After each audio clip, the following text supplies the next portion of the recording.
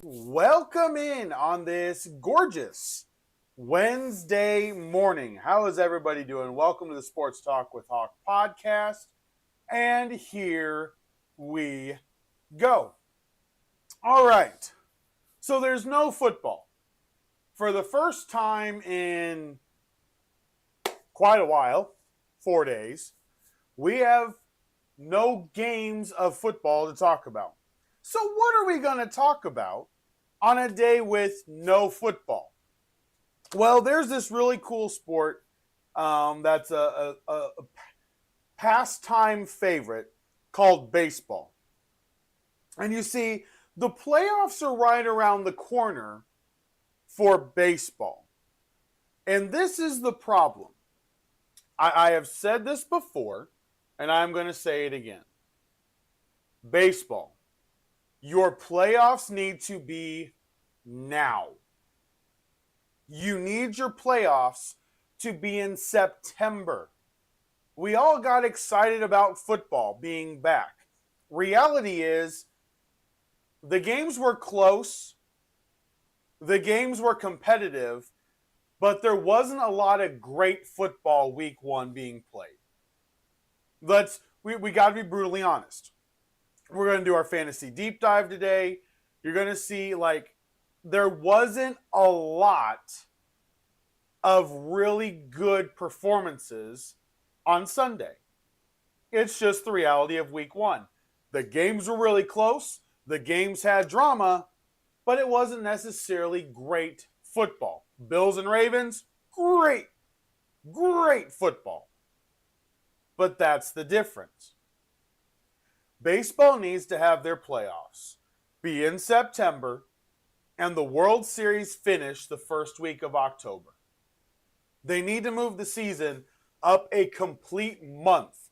At bare minimum, they need to move it up a complete month so that they can have the spotlight when things are going the way they're going, especially when wild card races are really, really tight.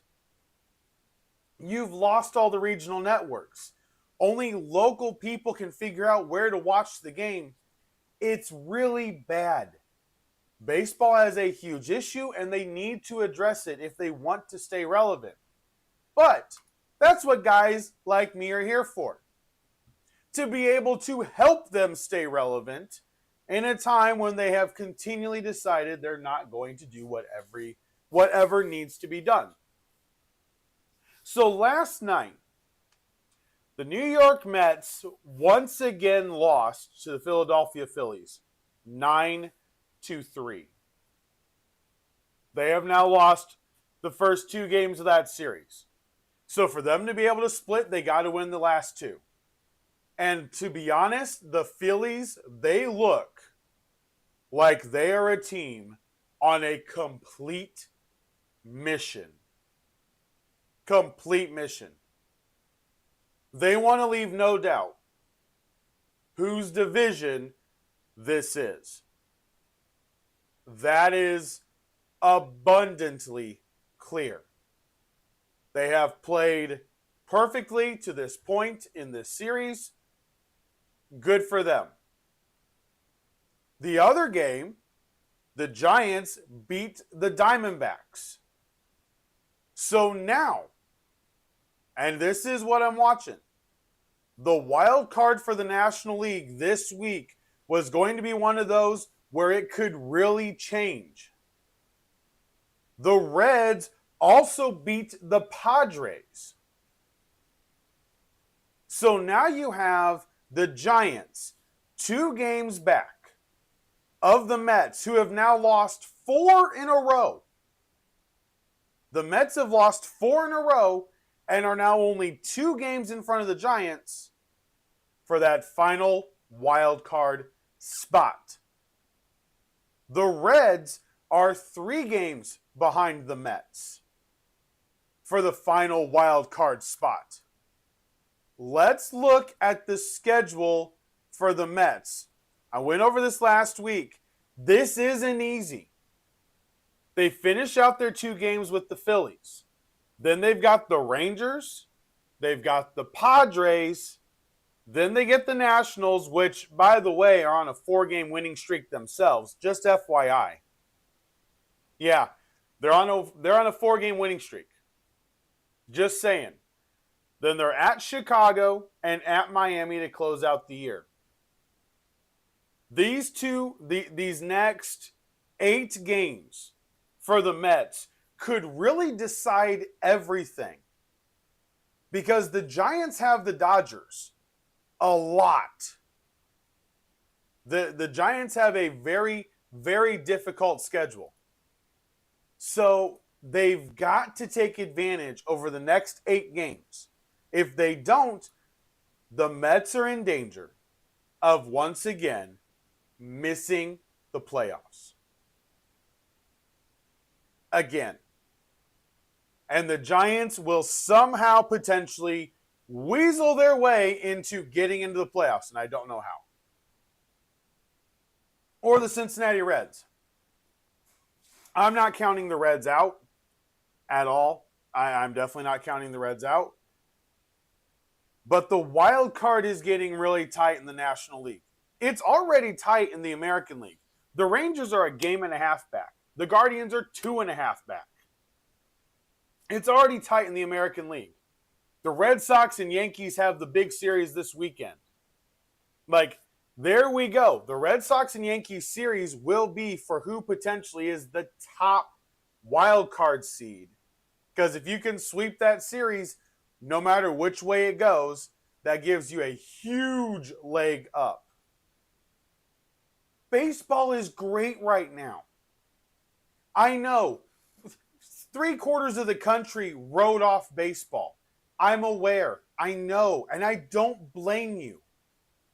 And baseball has got to fix this. Because when it is this competitive, when the parity is this good, in September, with 3 weeks left of the season, you have to take advantage of what you now have.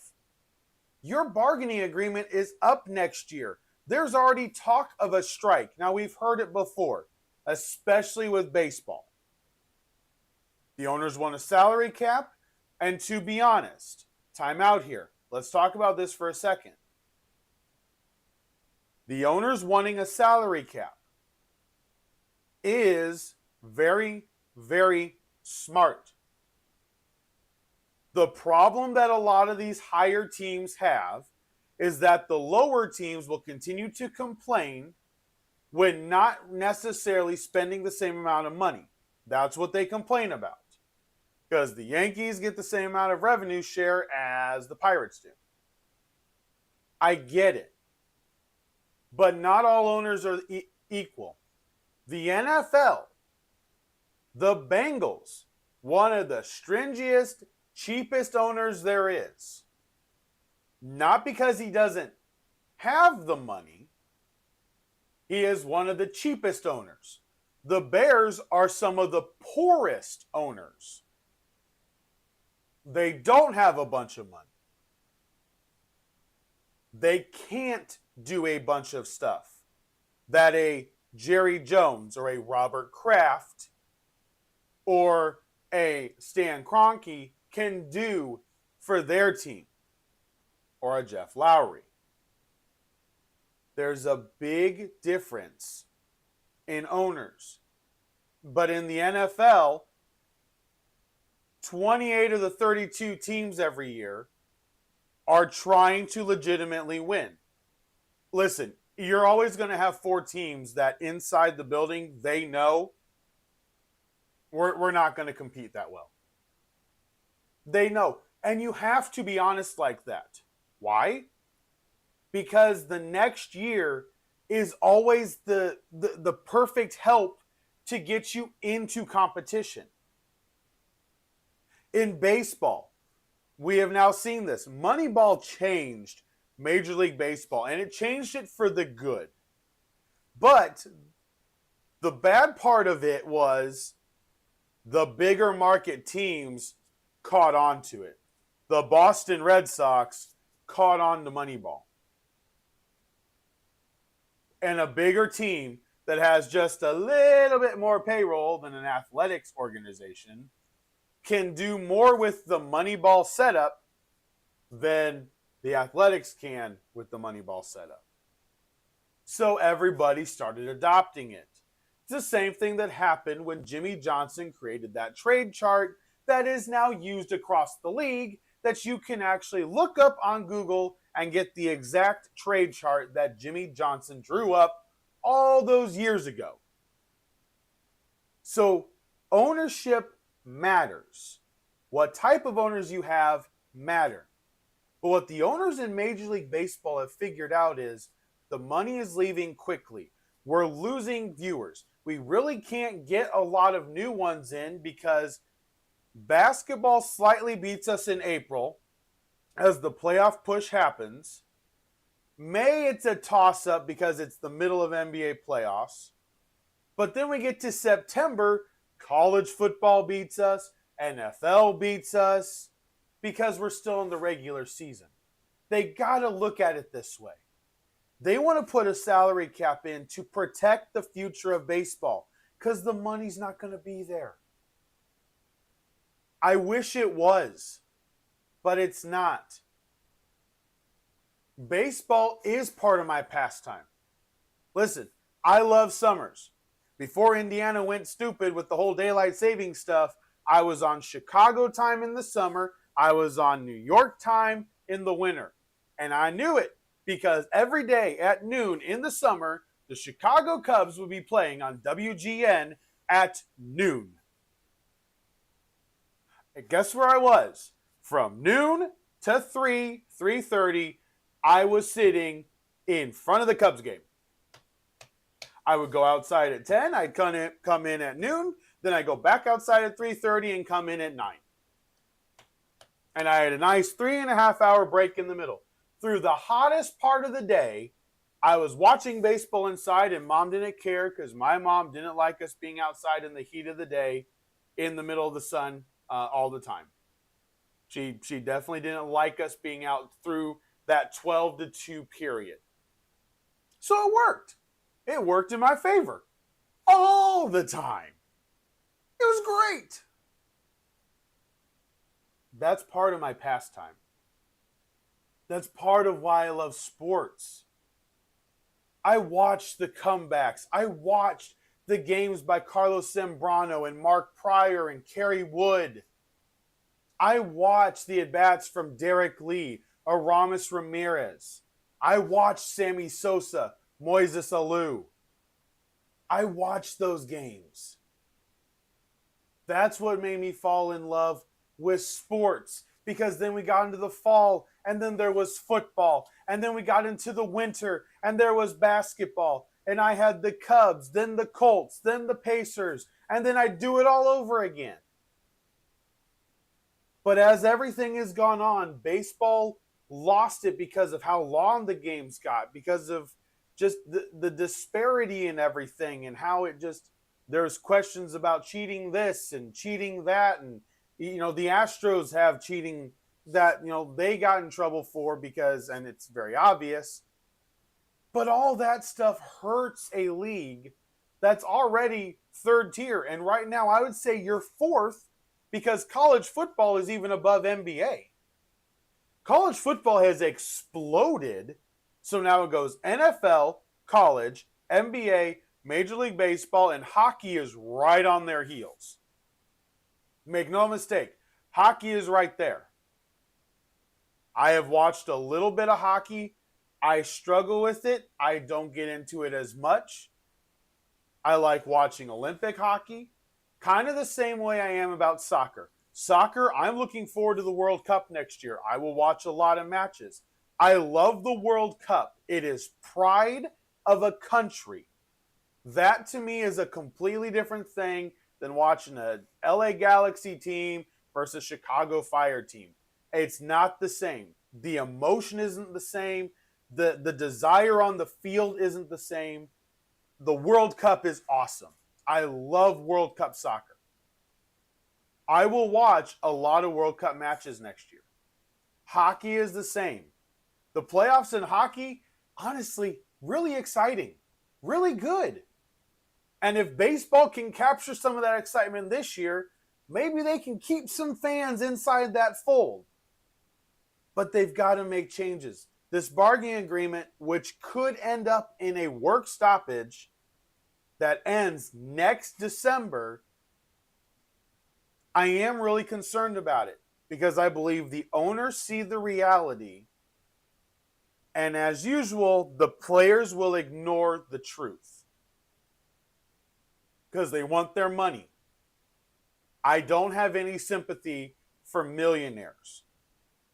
If you do everything right as a millionaire, now I'm not talking about the minor league baseball guys, let me be very clear. I'm talking about the guys that are making millions and millions and millions. Okay? The minor league guys, yeah, they're not making half as much, okay? I understand that. I'm not talking about them.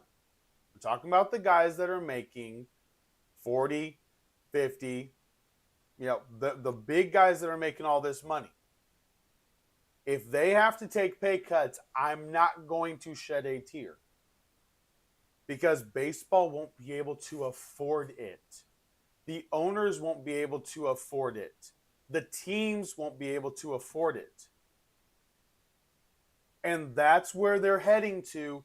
The owners see it, the players don't want to acknowledge it, and we could end up being at an impasse next year with the labor negotiations. It's an unfortunate thing, but it very well could be true. And that's what I hope we can avoid, but I don't feel great about it as of right now. I don't feel great about it right now. All right. That was longer than I was originally planning on that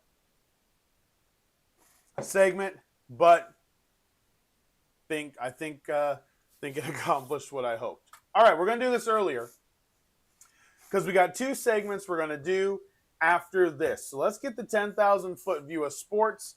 We'll finish out some of the scores from Major League Baseball, and we got scores from the WNBA, which has only 2 nights left, tonight and tomorrow night. So let's start with the WNBA, because last night was big. Playoff positioning was on the line, and you could tell the heart that was into it. I caught a couple clips. I caught the end of a couple of the games. It was awesome. It was awesome. So last night, the New York Liberty beat the Washington Mystics 75-66 at home. Beautiful game. They needed to win. They couldn't afford to have an upset for playoff positioning. Then the Indiana Fever did something that now they've done 3 games in a row. They knocked off the Lynx and they won their 3rd game in a row, which is really impressive with all the injuries they have. Just really impressive.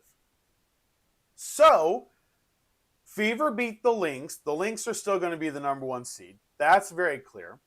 The Las Vegas Aces won again. They won their 15th in a row last night.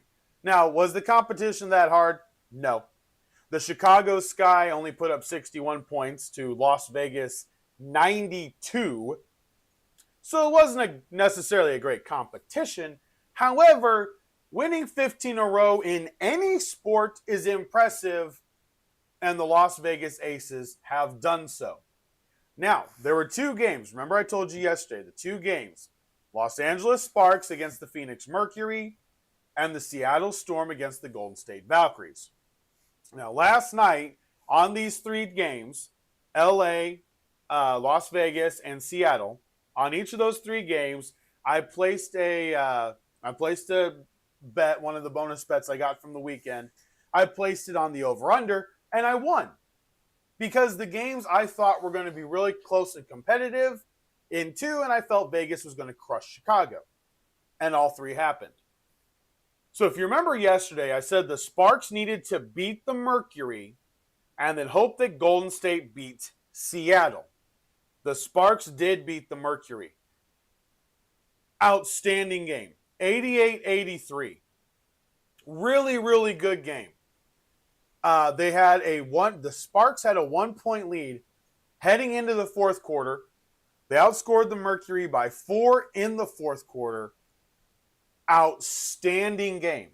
They took care of business to potentially keep themselves in the running for that 8th and final playoff spot. Well, the next game, Golden State Valkyries, Seattle Storm. I know they were scoreboard watching there in Phoenix. The Sparks were definitely watching that scoreboard, watching this game go back and forth.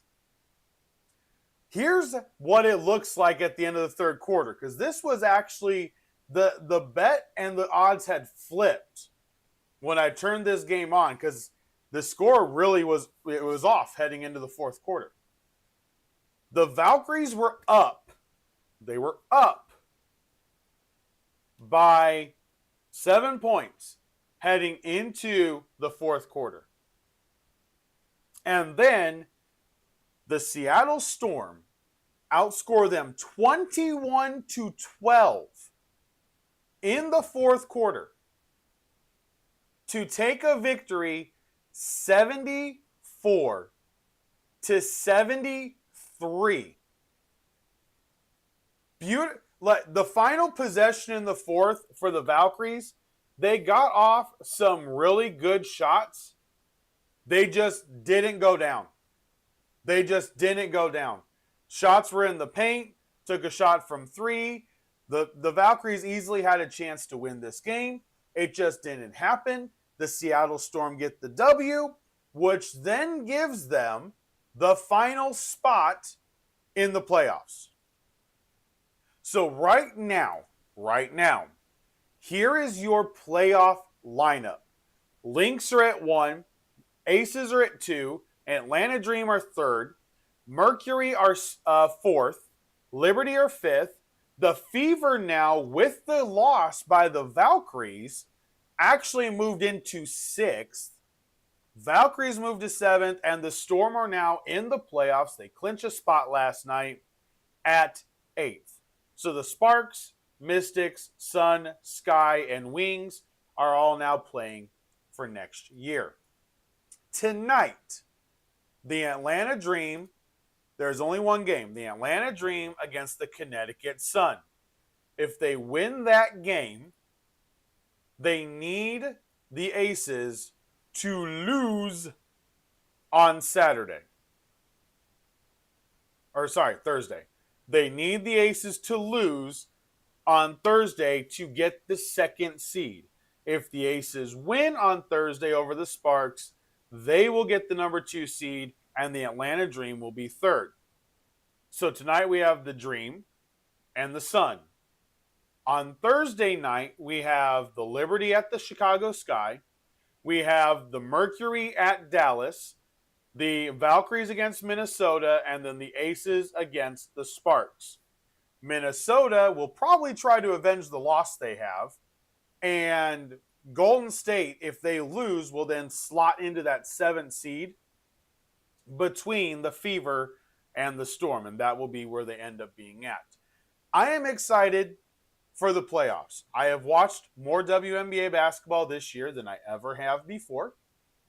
I remember Lisa Leslie. I remember Tamika Catchings. I remember all the 2000 WNBA players we heard about, because there was only like 5 teams that were halfway decent. There are some teams that can play. These scores, 88-83, 92-61, it's not 54-47. Guys, that's not the games now. WNBA basketball, watching it with the understanding it's not NBA, it's WNBA, it is really entertaining. And these games are really fun to watch. So I hope in the playoffs on ESPN and ABC, you'll give it a chance. Just give it a chance. Watch a fourth quarter and see what WNBA has to offer. That's what I hope. Just give it a chance. That's all I ask. All right, here we go. So, it is Wednesday. And on Wednesday, we are going to go over the Fantasy Deep Dive. We have the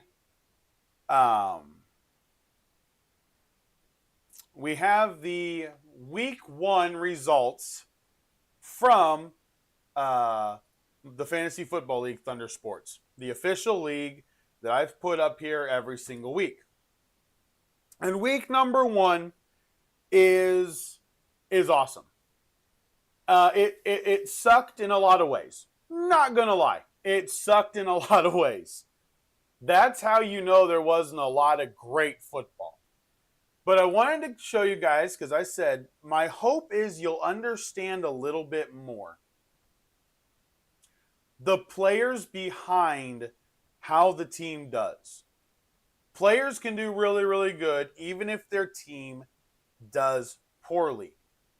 So I wanted to be able to show this to you guys, and here we go. So the Fantasy Deep Dive, the Thunder Sports Official League.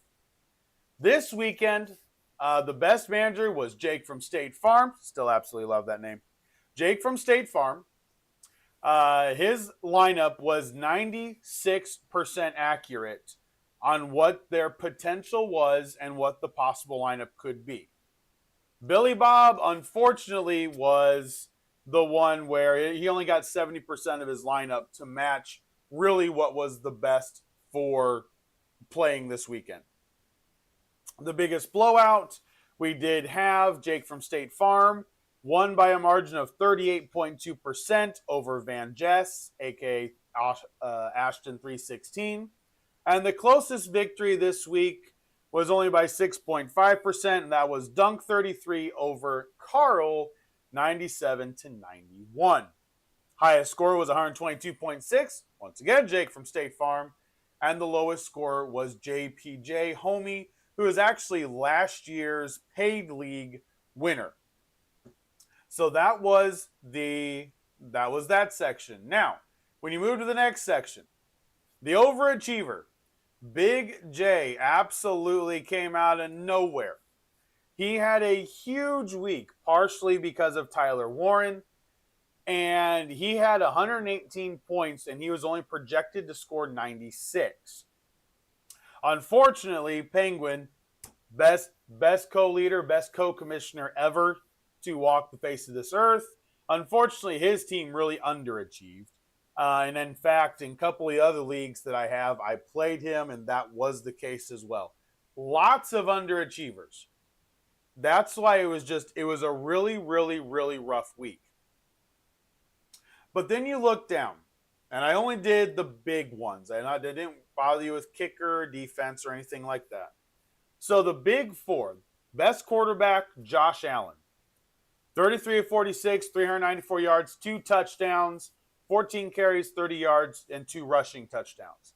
Derrick Henry was the best running back this week, 18 carries, 169 yards, 2 touchdowns. Also had a reception for 13 yards, but he did lose a fumble. Josh Allen gets 43.76 points. Derrick Henry got 32. Then the best wide receiver of the week ended up being Zay Flowers. 2 carries for 8 yards, 7 receptions, 143 yards, and a touchdown to total 28.1 points. Brock Bowers was the tight end of the week. 15.3 points on 5 receptions, 103 yards. Any question about Brock Bowers' ability here? Brock Bowers will single-handedly take over a game. I love this dude. I love the fact the Colts drafted Warren because I think Bowers and Warren are exactly what the NFL need again. Youthful tight ends that just play at a high level. We need to have about 4 or 5 of them in the league to make sure the tight end group doesn't get pushed aside. Like Hawkinson in Minnesota, virtually irrelevant. You know, Kincaid made a couple of plays for Buffalo. Kraft in Green Bay could be one of those 5 with how much Love looks to throw the ball to him. Laporta in Detroit is going to have to come back. I mean, that's just, we need 5 young tight ends in the league that are just ascending, guys that you cannot take your eyes off of if you're a defense. They make the game so much better. We need the tight end position to stay relevant. And one more tidbit, FYI, one more tidbit for this. The Denver Broncos did have the best defensive scoring for fantasy, 12 points allowed, but they had 6 sacks, 2 forced fumbles, and they had 5 3 and outs. So it was a huge week for them. All right. Then you look at the standings. And we're just going to go over this really quickly because it's all we got. So when you look at the standings in the NFC side of Thunder Sports, Skins are up top. Jay always sits there getting a W. Balls Deep's got a W. I've got a W as well. And then you've got Carl, Krusty, 33 needs a ring, and JPJ, all with the loss. The reality is, Skins was the only one that scored over 100 points in the NFC. It was a really, really low week. It was a really, really low week. But then you look at the AFC, and you've got the top three guys were over 100 points. Jake from State Farm, TJ, and then Blue Stampede all scored over 100 points. Dab was there fourth, scoring 88. Draven, Chaos, 5 Pete, and Ashton unfortunately couldn't get it done. But if they played most of the teams from the NFC this week, they would have won. It's what I love about fantasy. And it's actually why I switched and made divisions. This is the first league we've done divisions. Because there's 16 teams, we needed to make sure that everything kind of played out the way it should. And this is exactly why we did this. So, because of that, week number 1 in the books. I had leagues all over the place. Not going to lie. I had really great teams. I had absolutely awful teams. It was all over the board. But it's week number 1. I was talking to Big J last night. Week number 1, week number 2, everybody's still filling out stuff. Everybody is still feeling out what they're going to be, how they're going to be it. You don't really know until roughly week 4, which is when the bye weeks start, what your fantasy team actually looks like. Because you don't know how everything else is going to play out. Keon Coleman had an absolutely huge game for the Buffalo Bills. And he was on the bench this last week in a lot of leagues. Guess what? He's starting in a lot of leagues this week already. It's stuff like that we learn as we get into the football season.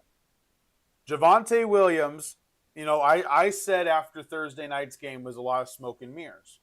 Well, there were a lot of people that had him on the bench, and he scored 20 points when it comes to fantasy. Because he had 10 yards receiving with 2 receptions. He had 54 rushing yards, but 2 rushing touchdowns. Fantasy-wise, production-wise, he was really, really good.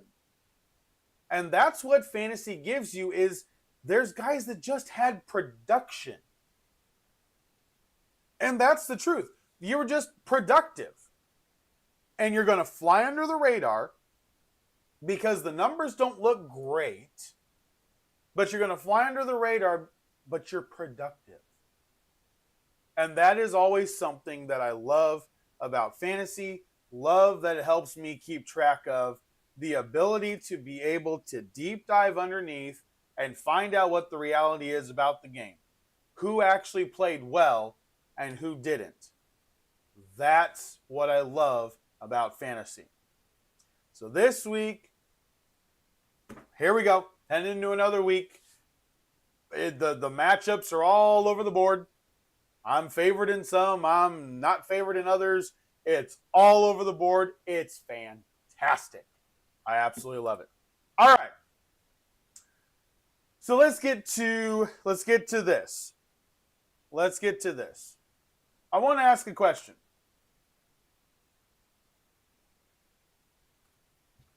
Who has the most questions to answer in week 2?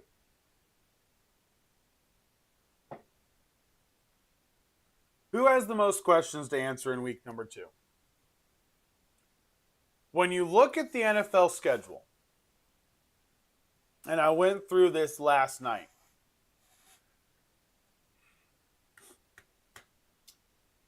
what teams do we need to see perform at a really high level this week? I'm going to give you 3, and I'm only going to do 3. I don't want to elongate this. There's 32 teams in the NFL. Could we say more need to prove something? Absolutely. But let's keep this concise. I'm going to give you 3. My top 3 teams that need to show us something this week. Number 1 is the Kansas City Chiefs. I know Chiefs fans are all over Twitter. Chiefs fans are everywhere going, we're fine. Mahomes played out of his mind. We're going to be just fine. Are you sure? Did you watch the same game we did? I'm not a huge Mahomes fan, but I can admit you're 100% correct. Without Mahomes doing what Mahomes did, the Chargers boat race the Chiefs. I may not be a huge fan of him, but they would boat race the Chiefs without Mahomes. Zero arguments from me here. Zero. You're playing the Philadelphia Eagles, who, as of right now we still got to get past the opening kickoff, but as of right now, have Jalen Carter back. And if this week is what I think this week has been for him, which is an absolute nightmare, since his boneheaded move Thursday night, he's going to come out with his hair on fire. And he is going to be after Patrick Mahomes right up the gut on Sunday. I think the Chiefs need to prove not necessarily so much that they can compete, but that they're not at the level where they can't compete already. I will give you right now, the receiving core is a mess. Worthy is out. Rice is suspended. You're playing with Hollywood Brown, Juju Smith-Schuster. You're playing with Travis Kelce. You got Pacheco and Hunt in the backfield. I will give you it is an outrageous uphill battle for the Kansas City Chiefs right now. I am not going to take that away. You are right. They should lose to Philadelphia. But the defense isn't like that. And defensively, the Chargers just flat out beat them. So my question isn't necessarily offensively. I will give them every excuse in the book offensively. I get it.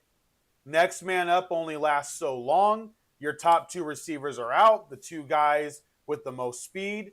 I understand it. I get it. Okay. But defensively, can you stop Philadelphia? Because you didn't do a great job of stopping the Chargers when they got into their offense. Can you stop the Eagles? Is your defense good enough to play against the big boys? Maybe your offense can't right now. And I did say can't. I'll give you that one. You're down a bunch of players.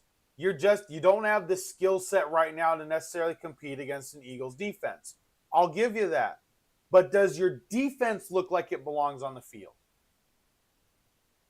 Steve Spagnuolo, one of the best defensive coordinators in the league, Jim Harbaugh roasted him. The game plan from all week beat Steve Spagnuolo, and Steve couldn't even figure it out after halftime. It was bad. Do you look like you belong on the field defensively? Offensively, if you sputter, I'm not going to hold it against them this week. Too many injuries. It's across the board. I get it. I will give that excuse. I know there's some out there that are going, everybody deals with injuries. Yeah, they do. But, and it is in a sense their own fault. Rashee Rice's suspension, they knew was coming. But Xavier Worthy rolling over his shoulder, that you don't really expect. So, I get it, it's always next man up. But you're going into a game against the Philadelphia Eagles now kind of handicapped. So I'll give you an excuse offensively, but I want to see the defense. Because the defense looked awful. Do you belong on the field with the top team in the NFL? That's what I want to see. That's what I want to see this week from the Chiefs. I want that question answered. Second team.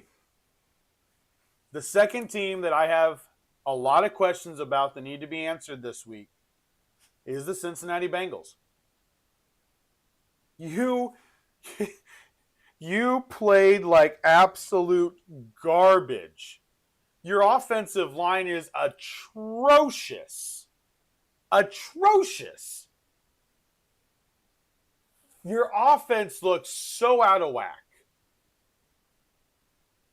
You were lucky it was the Browns you were playing, which, by the way, get their star running back for the first time this coming week. Judkins is slated to play on Sunday, unfortunately against the Ravens, but, I can't wait to see what he does in the future.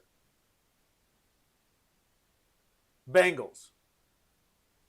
I need to know, are you fool's gold? You're playing a Jaguar team that week number 1 had some really good moments and had some questionable moments. They just made a trade. They thinned out their running back room, getting rid of one of the 4 running backs. They now have Etienne, Tutton, and LaQuint Allen. I love it. That is a variety of running backs they can use. I like what Liam Cohen's plan is here. And they got 2 picks for Bisbee. Outstanding, said that yesterday. But they have a defensive line that can get after Joe Burrow. They're big. They're strong. Can you protect Joe Burrow at all? Cincinnati Bengals. Lucas Patrick is probably out. Your starting guard is probably out. That doesn't help the situation. What are you going to do, Zach Taylor? Yes, I'm talking to the coach now. What's Zach Taylor going to do to take pressure off the offensive line? We've seen it done before. The Bears and the Vikings did it on Monday night with the quarterbacks they had to baby. How come the Bengals can't do that with a quarterback that is not J.J. McCarthy or Caleb Williams, with a quarterback that is MVP caliber? How come you can't protect him and get him the play he needs? This is a huge week for the Bengals. They need to answer the question of whether or not they can protect Joe Burrow, answer the question of whether or not they have a defense that can actually legitimately stop anybody that's not 45 years old. Trevor Lawrence, Etienne, Brian Thomas, Travis Hunter, guys, come on. This offense is real. Liam Cohen had them playing. The defense played ultra tough against the Panthers. And I know people are like, well, yeah, that's the Panthers. Come on now. The end of last year, they were scoring points. Bryce Young first game this year doesn't look great. They may still end up winning 4 or 5 games, 6 games, 7 games by the end of the year. Who knows? It's still week 1. But the Bengals passed with having slow starts in September, which you can't do this year because your schedule is so back heavy. You got to win early. They beat the Browns. Oh my gosh, was it ever close? And I did play the under for the Browns. It was a 5.5 point spread, and I go, not a chance. The Browns are going to be close. They were. Got that one right.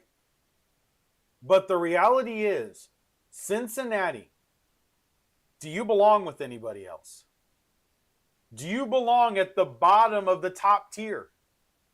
Or are you legitimately just middle grade and that's the best you're ever going to be? I know you made the Super Bowl a couple years ago. I get that. But are you just middle grade? Is that as far as you can go? Because it doesn't look good. It really does not. So I've got questions for the Chiefs. I got questions for the Bengals.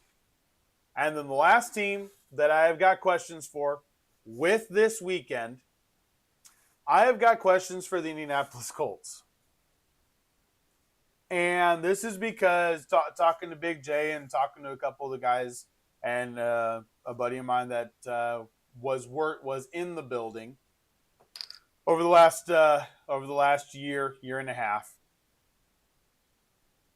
And the difference on Sunday, and I said this yesterday to close it out, and I'm going to end with the Colts again, so apologize. I have questions because it's a little bit fool's gold. I am very happy with the outcome of Sunday as a Colts fan. I am very happy with what took place, the emotion, the legends being there. I am really happy with that. But we are going from playing what is potentially one of the worst three defenses in the league, the bottom three defenses in the league.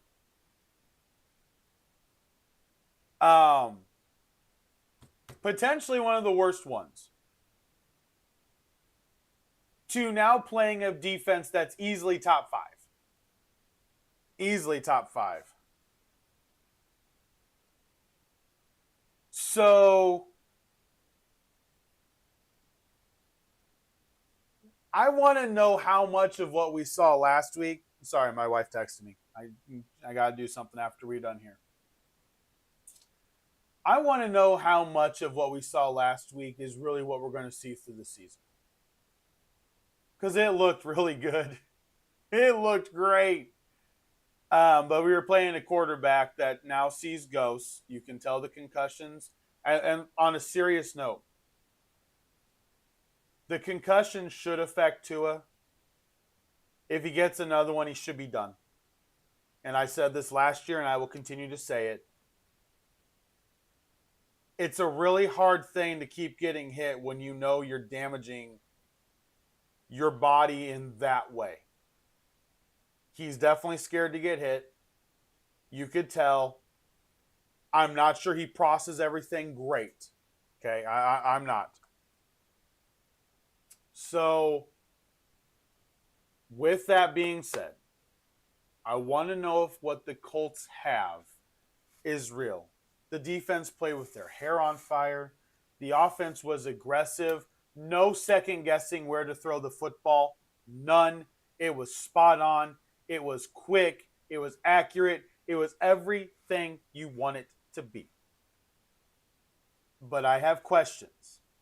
How real was what we saw? This is what I've said most of this week when talking to my friends. Denver played like garbage and won. So Sean Payton is going to be able to coach them extremely hard this week, getting them ready for this game. The Colts won an emotional, big game for them. It wasn't big as far as the league's concerned. It was big for them. Honoring Jim Irsay, Ring of Honor, Colts legends, first game for Carly as the owner. It was big for them. And all this week now, they're kind of playing the whole, they're getting filled up a little bit because all of a sudden the fans love it. It's the first game in a long time the fans felt absolutely fantastic. We weren't going to lose. We were confident going into halftime. This game is ours. We didn't believe they were going to screw it up. Everything was fantastic for that one day. How much of it was real? Unfortunately, that you got to come back to earth, and I am really afraid they won't. And the Broncos could just romp them in the first half, and the game's going to be over really quick. That's what I'm worried about. I am worried that is going to take place. That's what I'm worried about.